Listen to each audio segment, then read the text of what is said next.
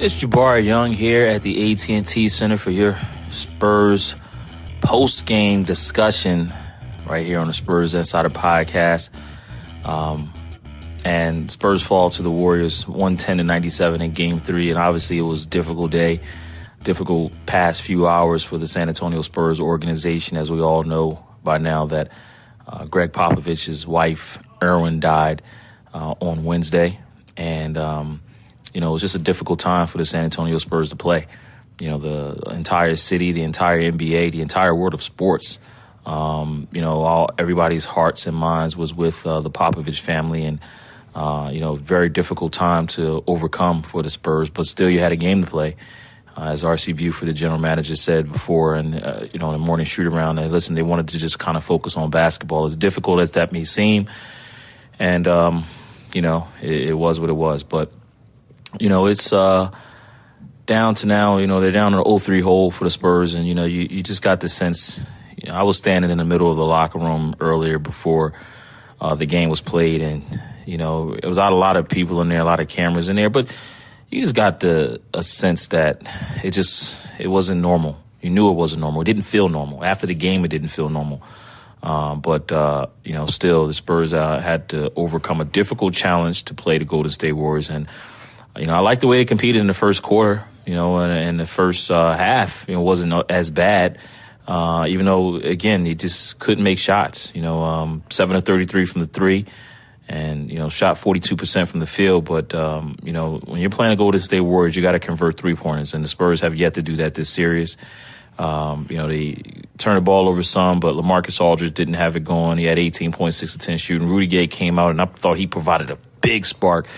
Didn't shoot the ball as well, 4 of 11, 1 of 5 from three, only 11 points. But, as you heard on the post-game wrap, if you didn't know the video that we did after the game, the Spurs are just – you can just tell, and this game kind of said it, they're mentally drained now. Everything that occurred this year, starting with their franchise player in Kawhi Leonard not, being able to really suit up like he wanted to.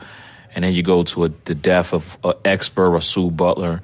And then obviously the players had a couple of players, Kyle Anderson, as Danny Green said, and Joffrey Lavernier in a minute, had some difficulties of their own in their own family. And then obviously Greg Popovich's wife passed. So, but it was phenomenal. You take your hats off to the Spurs just because they were able to play, let alone, compete. They were just able to compete, I should say. They competed as hard as and most difficult as it was. They just did it. But like I said, it was just very, it was a crazy day, in Game 3, and Steve Kerr, was talking in morning shooting around to share some thoughts about Erwin Popovich, but just a crazy day for the Spurs organization. But overall on the basketball court, you know that this team is overpowered. They just don't have the firepower to keep up with this Golden State Warriors team. They're just tough. They didn't have it, and as a result, you find yourself in an 0-3 hole, and more than likely, unless something dramatic happens, you're going to fall in this series. Now you're just trying to play for pride. You're just trying to play not to get swept, hopefully. And get it to a Game 5. And maybe if you get it to a Game 5, at that point you try to take it one game at a time. But it's going to be difficult to overcome this Warriors team. They got just too much firepower. Kevin Durant finished with 26 points. Klay Thompson coming out. And, this could have been an off night for Klay Thompson because he was 8 of 16 for 19 points compared to the other two games. This was average for him.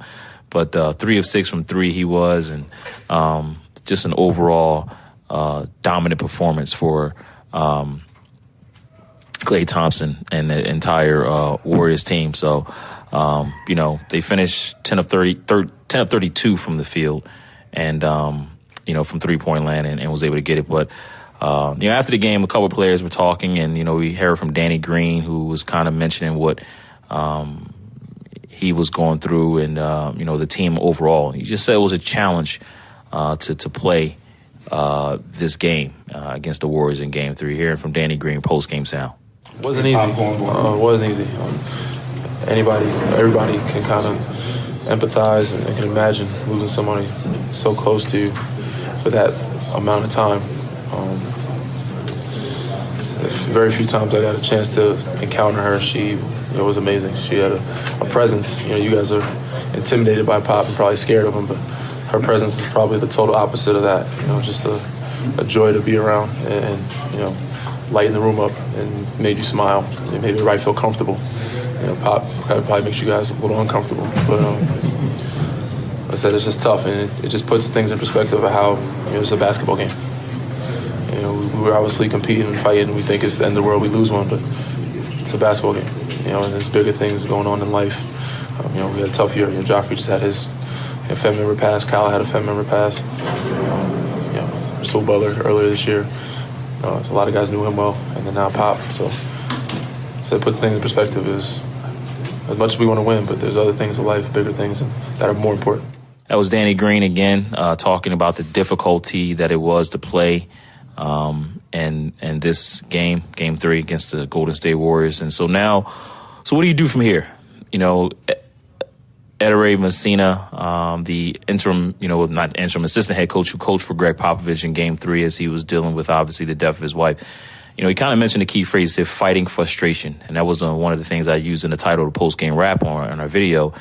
And the Spurs are going to have to fight frustration. They're going to fight a lot of frustration in order to, win this game in Game 4. First of all, you got a couple days, which I think the team needs as a whole, the organization needs to kind of just allow their minds to kind of be at ease and come to grips with what occurred with the Popovich family, and also just kind of sit back and just go through the motions. You know what I mean? And that's easier said than done. Time heals all, but just go through the motions. But both teams are not going to practice on Friday, and I think that's the wise thing to do. As I'm sure that Steve Kerr is going to want to be around Greg Popovich as well as probably some of the players.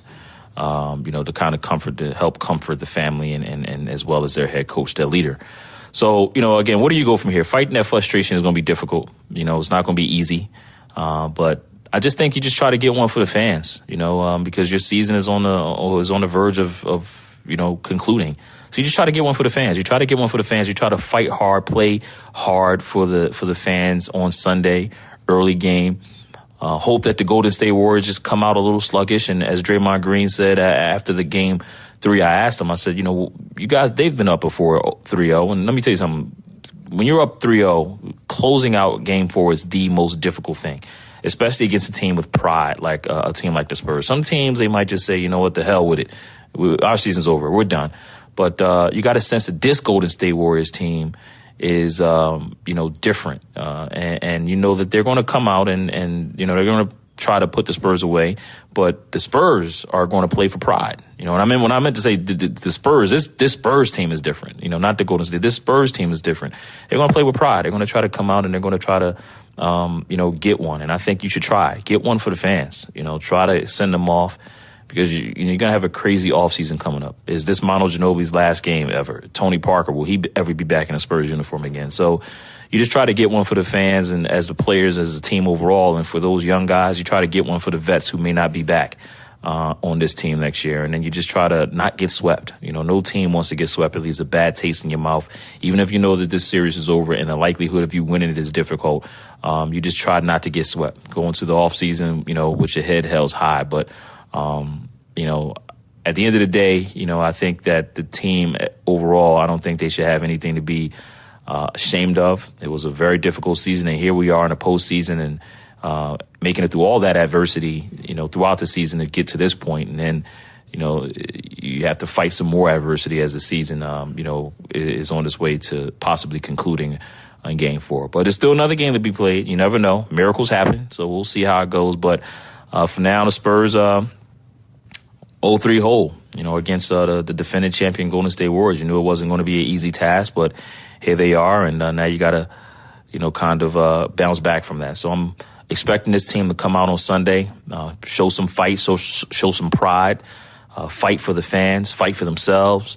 And at the end of the day, if Golden State continues to do what they do, you live with the results, you shake that team's hand, and you move on and you prepare yourself for one of the more challenging off seasons for this organization that you're going to have to endure. So, but we'll see how it goes from there. Again, this has been post-game discussion on our Spurs Insider podcast. Remember, airing new episodes every Monday, and hopefully hopefully I'm on a plane on Monday, and I'm going back to Golden State, or it's for Game 5. But we'll see how that is. But that's going to do it from right here at the AT&T Center. And Spurs again fall to the Warriors 110-97. For all your Spurs news and notes, expressnews.com.